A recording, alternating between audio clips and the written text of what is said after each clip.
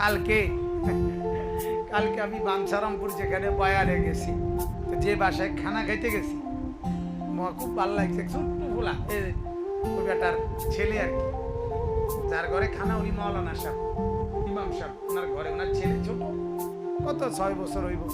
কে আমারে দেখে দুনিয়া স্বার্থপর, আমার দাদারে থাকতে দেয় না, বাবারে থাকতে দেয় না, এইটা আমার কথা।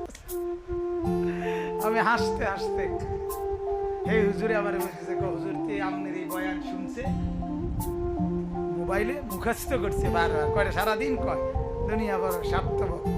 আর তার মায় মনে করে দিছে যে হুজুর এখনই আইবে, এই হুজুর দেখলেই কই ভিড়।